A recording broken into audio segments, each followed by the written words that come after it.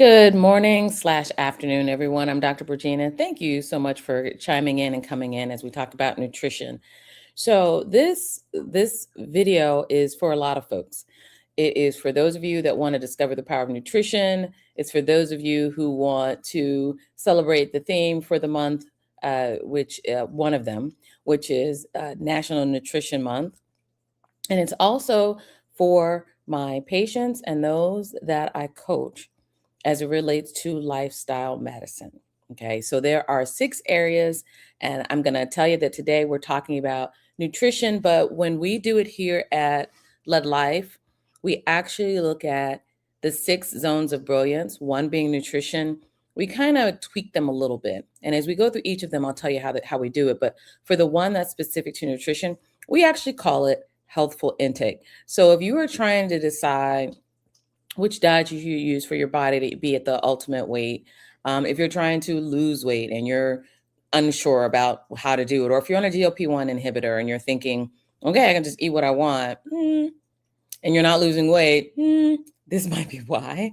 So we'll talk a bit more about that. If you're using a special app, if you're using Noom or you're using a special program, Weight Watchers, or you're going to certain gyms and you're doing again majority of the things and you're still struggling, this is going to help you, because let me tell you, it starts in the kitchen. You can exercise, and we're going to talk about exercise and physical activity, but you literally can exercise all you want to.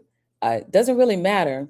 You're not going to lose the weight unless you are starting in the kitchen with what you eat. And it really does start in the kitchen. It's really not just about the exercise, and it really honestly doesn't even matter what diet you're on. I'll be honest with you. I'm going to share that, and I know that might sound a little bit novel, but it doesn't. We'll have a video about, you can eat what you want. You can eat as much of whatever it is that you want.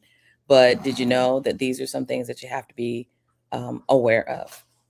And we're going to go until 12:30 because I've got a 12:30 meeting at the office. Actually, we're probably not going to go that long, but got a 12:30 meeting at the office with some other folks. So we're gonna get it going. So here, Lifestyle Concierge Psychiatry. If you are a part of any of our programs, our IOP programs, or you're getting care through any of our in-office programs, or if you just want to know about nutrition, if you say anything about that, you're going to get me going through this series of slides with you. And it's really important. And I want to tell you why, because it really is about the healthful intake and all of the intake that you have. But again, these are the 6 zones of brilliance as it relates to the American College of Lifestyle Medicine. Stress prevention, which is usually what we do first. So originally I was going to talk about stress prevention first, but it's not National Stress Month. It's National Nutrition Awareness Month. So we're talking about nutrition first.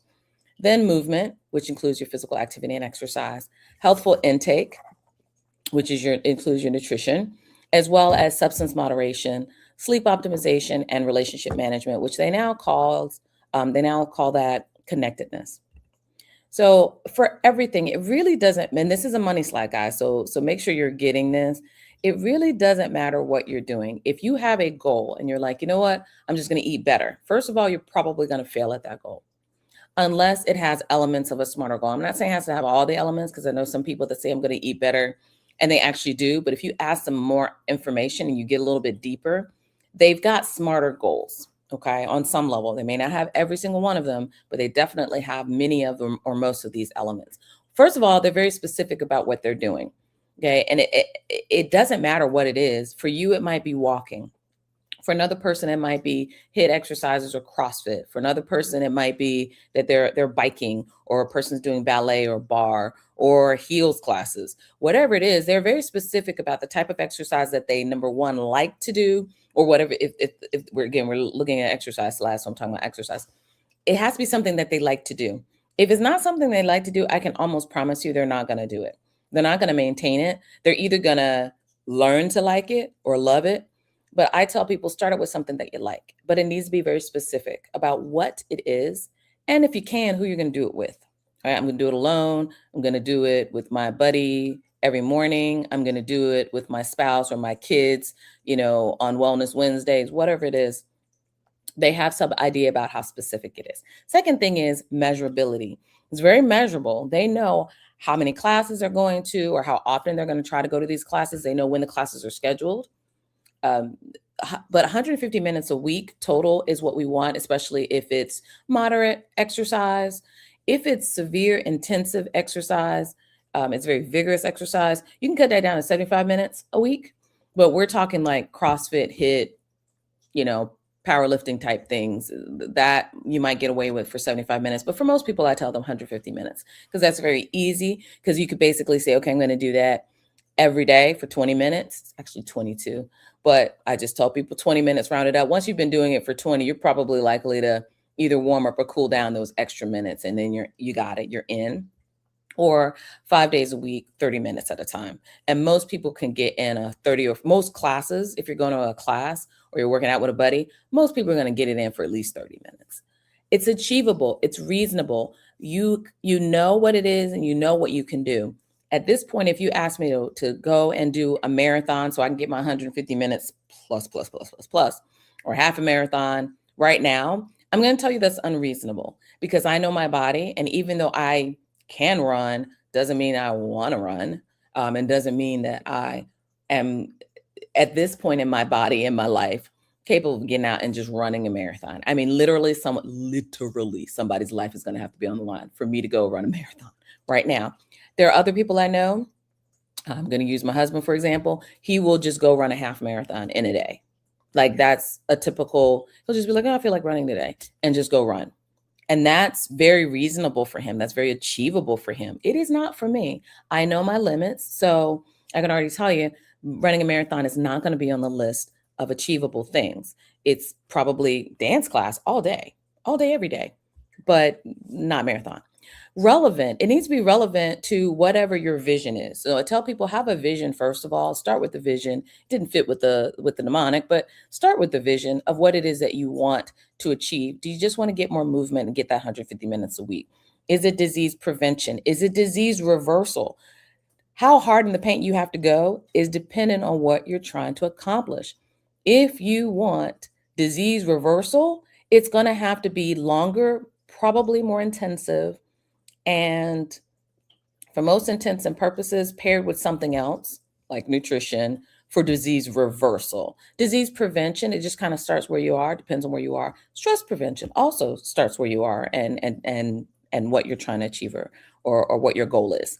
It needs to be time bound. For example, 30 minutes, 3 times a week by the end of the month. That's what I want. And that's the SMART goal. SMARTer goal, and you'll see why I'm drinking water in a moment, but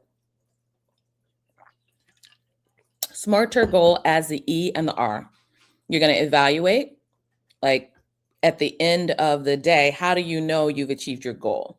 Well, do you have an app that's monitoring? Are you in a class that starts at one time and ends at another time? Are you watching a video and you know how long it is?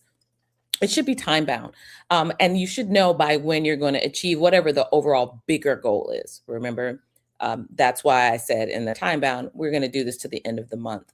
If I do it to the end of the month, then I know, okay, I'm going to have a goal of 3 classes a week for 30 minutes each section.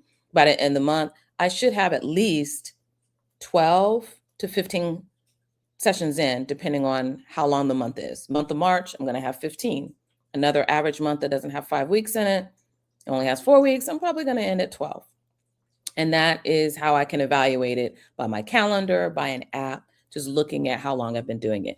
Then the reward, I very, very highly recommend that you do a reward for a couple reasons. One, you want to celebrate any positive. You celebrate your wins. You celebrate your wins. That puts you in a place of gratitude. We all know what gratitude does for us. And if you don't, put it in the comments. I don't know what gratitude does for me, and we'll do a session on it.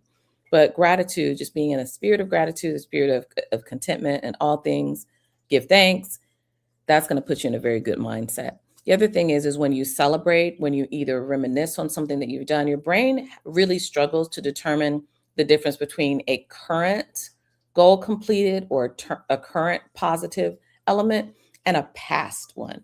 So I can be thinking about something really positive from the past. Automatically, I get a smile on my face of something that I'm thinking about. I get a little bit of a dopamine spike for that. My body honestly can't really tell the difference between that last one and this one right here. Okay. Going forward, specifically talking about nutrition. If I'm talking about healthful intake from a nutrition standpoint, Personally, I strongly recommend that people consider a whole food plant-based diet. American College of Lifestyle Medicine recommends it. Pretty much all of the major colleges now recommend this.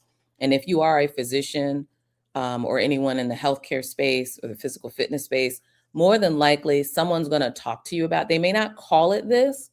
I'm going to tell you this. One of my very first trainers that I had years and years and years ago, really good guy. We actually utilize him if we're having people in our IOP program. Gave me a template for what I should eat. And he was very adamant about when I should eat certain things. But when you looked at the template overall, when I go back and I look at that template overall, it was a whole food plant-based diet. He didn't specifically say whole food plant-based, but he was talking about whole food plant-based, and he was throwing in things like organic when I could. And if I couldn't do everything organic, make sure that things that come right off a vine and pretty much go in my mouth, that could be organic because you didn't want to eat berries that have been sprayed, right? If it's an apple, I can peel it, losing the nutrients, but apple, I can peel it, orange, I can peel it, mango, I can peel it, maybe not needing organic, but what goes in comes out. There's a little gnat that just wants to learn about nutrition right now too. And we'll eventually get rid of him. He'll go outside or something. We'll go outside together and enjoy the vitamin D. But having a whole food plant-based diet is what I recommend for every human.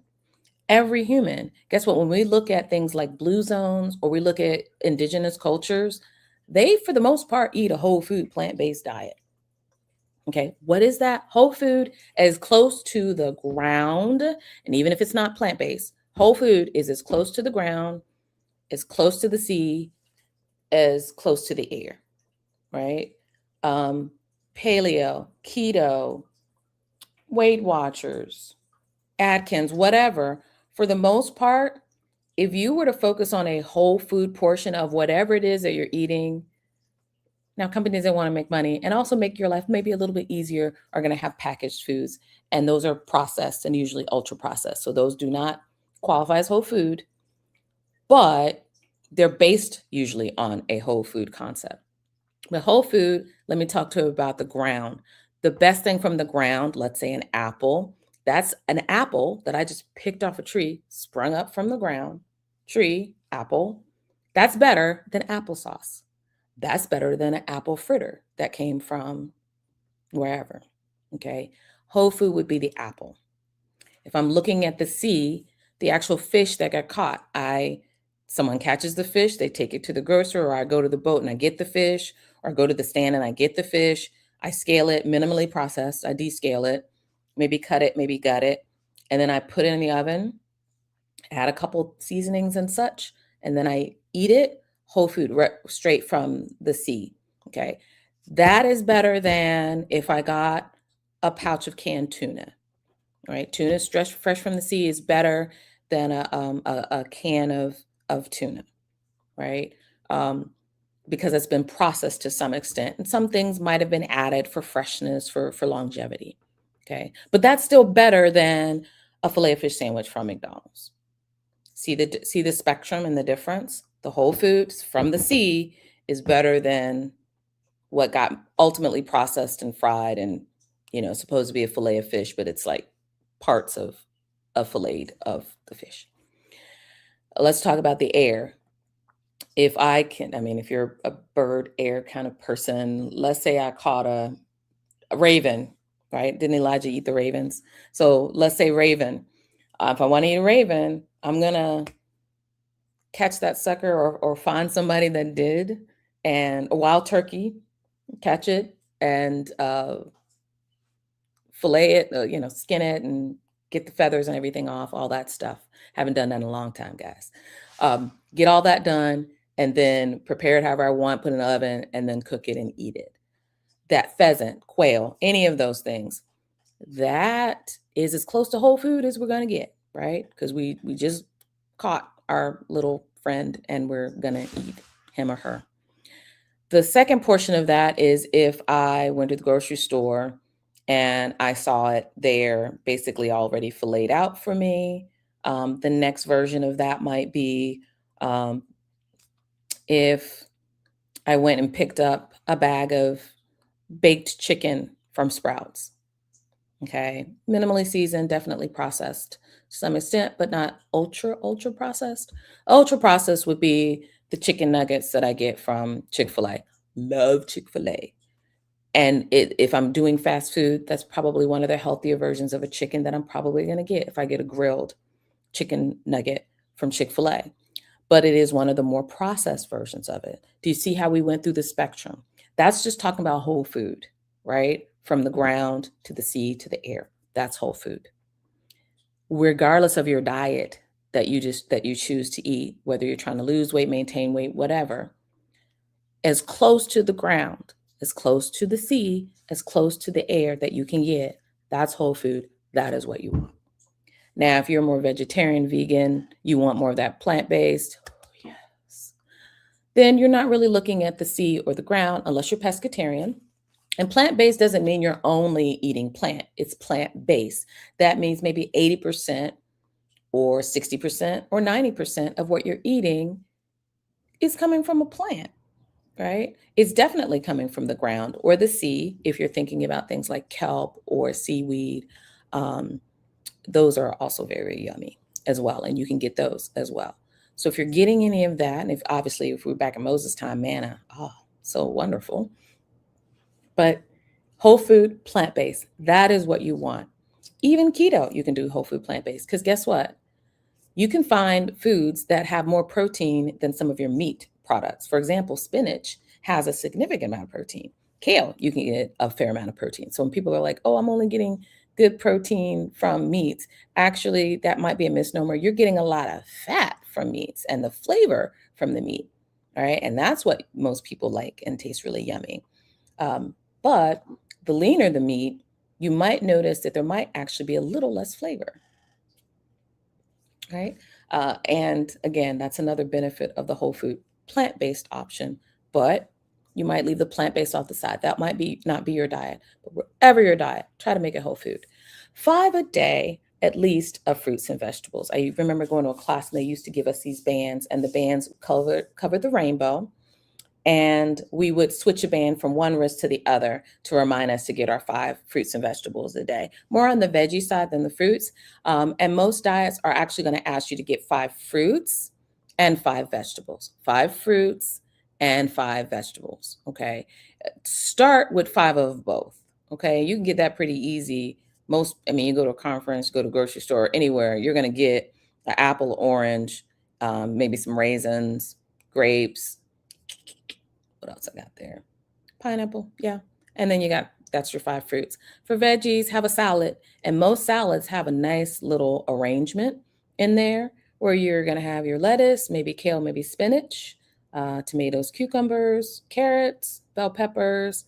As long as your gut can tolerate that, that's a lot of veggies right there. And most salads I've seen are a huge consortium of fruits and vegetable combinations.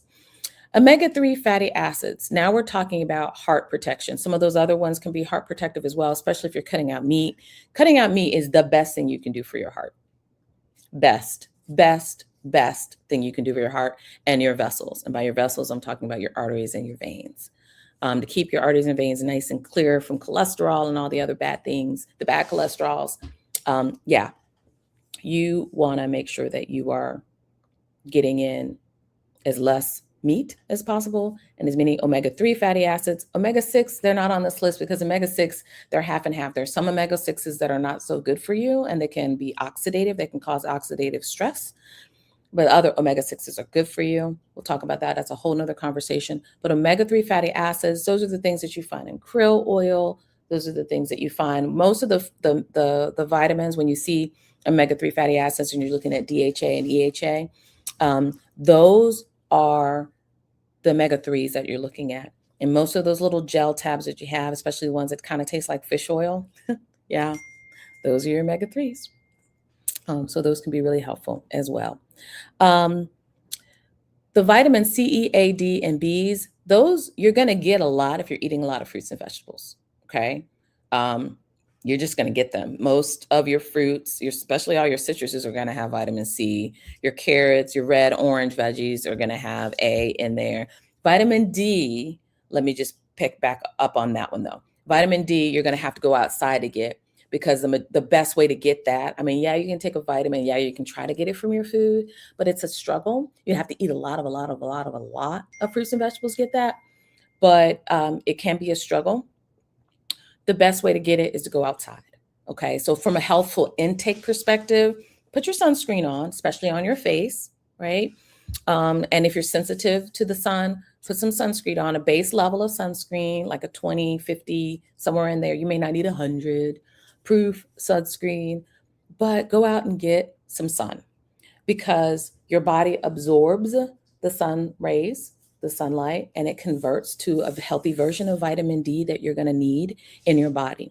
The B vitamins, all of these things for the most part are what we call cofactors. So if there is a chemical reaction, a biological chemical reaction that goes forth in your body from point A to point B, the vast majority of them will get sped up with certain things. Okay. Energy in the form of like ATP. Your B vitamins help a lot with that. And then you have some other things that it just depends on what it is. But many of the reactions, they're going to get sped up in that way. Vitamin E, the oil, you actually can get a decent amount of vitamin E from vitamins, from oil, actual vitamins that you ingest. But I'll be very honest with you. If you can get it from a fruit or vegetable, if you can get it on your regular intake of something else, so much better. Your body just absorbs it better. Your body was created to be able to absorb these things better. Zinc and magnesium. I will tell you, when I have a patient that comes in and they've got depression, we can't quite figure out. It's like, okay, depression that just came out of nowhere. I have no idea why. I'm going to do a couple things. I'm going to do a good history, but I'm also going to send them for labs. If we just can't figure out what's going on, we're going to send them for magnesium, zinc, vitamin D. Sometimes I'm looking at some vitamin Bs as well, as vitamin B12 specifically. I'm looking at those things because if those things are low, it's very likely that they could be struggling from a deficiency in zinc, magnesium. Nutraceuticals and nootropics. So these are nutrients that you, in the best realm, are getting from a plant or an herb, but you can buy a version of it, or you can buy a packet where someone else has taken the best plants and herbs and consolidated them for you, for your use. And nootropics, those are also things that are going to be helpful for your brain, usually, your brain health. And these are things that, again, I see them in the vast majority of them, I see them in drinks, because people have basically taken the things that can be incredibly helpful and added them to a drink form and then sold them. Usually incredibly, I don't want to say super expensive, but you're going to pay $1 a can, $1.50, $2 a can for these drinks. Okay. If you can get it again from whole food, it's better than getting it from the ultra processed way. You're going to get it and it's helpful, but the best way is if I took the lion's mane, and I wish I could show you one that I've grown. I've actually grown the lion's mane mushroom, or you can get it from your local store. Many Asian food stores, like I go to Lotta Market or H Mart, because I actually could walk to either of them where I live, and I can get the actual lion's mane mushroom. Or I can go and get a product where it's been the lion's mane mushroom has been ground down and put in a powder and sold as a powder. That's an option. But that's a very processed way of doing it, but minimally processed in some ways, where it's just been dried and then shaved down. That's as minimally processed as you can get. Ultra processed would be the drinks, because in the drinks, you basically put the mushroom or the mushroom extract or the ground powders in some kind of fluid, and then you've strained them, because by the time you go and drink it, it's fairly clear, not seedy concoction, right? So then it's been ultra, ultra, ultra processed. The lion's mane is there, but I'm not getting any of the grit of the actual mushroom. I'm just getting, the mushroom that's been ground down, and then it's like the tea of the mushroom. That's what I'm getting. Ashwagandha is another great example. Lion's mane is very good for concentration and focus. If I have a person that wants a very natural way to use and improve their focus or concentration, let's say they have ADHD, or let's say they just want better focus and they're going through perimenopausal transitional menopause, then I'm going to tell them, okay, lion's mane, cordyceps, reishi. All of those things can be helpful together, but lion's mane is the big dog there. Ashwagandha. Ashwagandha can be very helpful for stress and stress prevention. Can also be very helpful for the libido. So if I have a person that's really stressed and or struggling with libido, or they're stressed about their libido, lion's ashwagandha tea every night, or ashwagandha powder that they can put in a tea every night. Kava is another good one. Kava is harder to find. Main places for kava like Hawaii, you're going to have to get it from there. So, and your nutraceuticals, which are things that are naturally in the environment that you can get. I'm not going to go into all of those because there are a lot of people that will swear up and down that cannabis is a nutraceutical. Could be, but based on the definition, I think it's more of an ethnogenic, but it could be. But we're not going to go into that one because then we get into all of the ups and downs. And I mean, it really depends. There's a whole nother talk that I've done on cannabis. So please refer to that talk when you're talking about that. But for the vast majority of people, I do not consider it a nutraceutical. But fluid and electrolyte intake, that's another part of healthful intake. That's not just nutrition. It's another part of healthful intake. Drink water. And honestly, I'm going to say, first of all, to thine own self be true. We're going to quote William Shakespeare on this one. Half your body weight of water throughout the day is the number that I have been quoted for the most by anyone that's in training, physical fitness. Talk to any physical therapist, person that's that's certified in sports and nutrition, and they're going to give you that definition, or they're going to tell you 80, 90 ounces a day, but they're basically kind of quasi going off of half of your body weight for women versus men. That's generally what they're going off of. The other adage I will say is drink before you're thirsty. Don't wait till you're thirsty because then you're dehydrated and your body fluid is low. Please stop fluids at least an hour to 2 hours before bed, because then you're not likely to have to get up and go to the bathroom as often. And then for content consumption, that's why this is called healthful intake, not just nutrition. At Blood Life, we actually will tell you, look at what you're intaking in all of the areas of the face, not just your mouth, but also your eye gates and your ear gates. What are you listening to? What are you watching? Please start watching shows and movies that inspire and uplift. Listen to podcasts, radio stations that are positive and encouraging.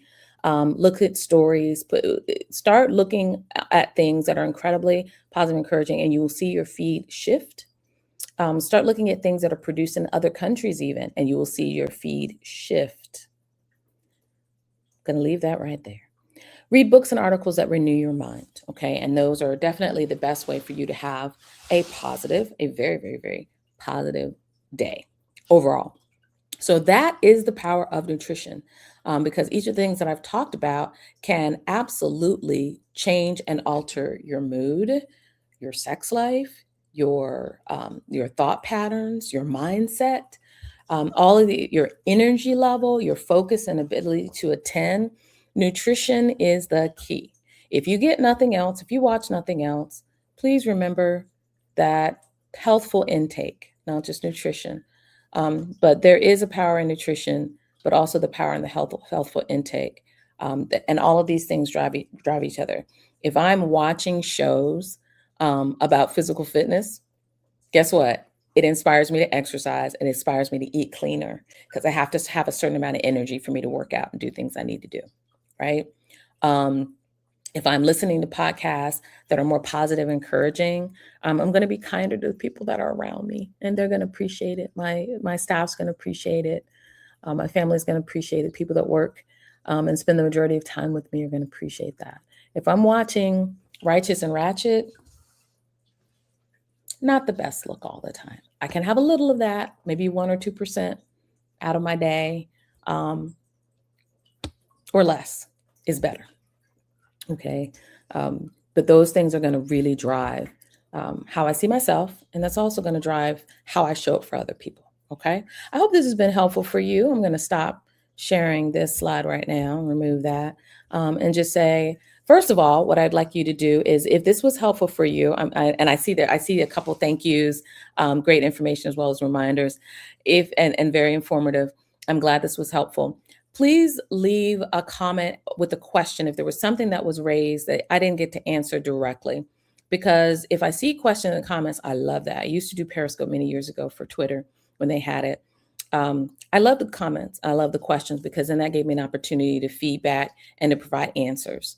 And when I get those, that really does drive what we talk about next. This month, I kind of started out with what was going on in the month since it was kind of a return to live. But as we go further, when I see comments and questions, that is what I post about. That's what I share. Because when I see people have concerns or comments or questions, then that lets me know what I should be talking about that resonates with you. I don't want to just talk about what resonates with me. I know what I know. Do you know what I know? And do I know what you know? Okay. And we're all growing and sharing in this world. And I haven't seen some of the faces that I'm seeing right now in the comment section in so very long. It's very good to see you all. Again, join me daily. Most days of the week, I'm going to be coming on at noon. Thursdays are my patient care days. So if I can book my schedule far enough in advance that I can carve out a Thursday, I will. But for the rest of March, I won't be on Thursdays. I'll be having a video posted for Thursdays of some other teaching that resonates with whatever the topic is for that day. But I'll be live around the noonish time, Monday, Tuesday, Wednesday, and Friday for a Mental Health Monday. For Teaching Tuesday or Treatment Tuesday, depending on what it is I'm talking about, Wellness Wednesday. And for Friday, it could be all kinds of things. It could be Fun Fit Friday. It could be all kinds of things. It could be Family Friday. Anything that's an F is what it could be. So I really appreciate you guys showing up and having this little lunch and learn with me, enjoying this time.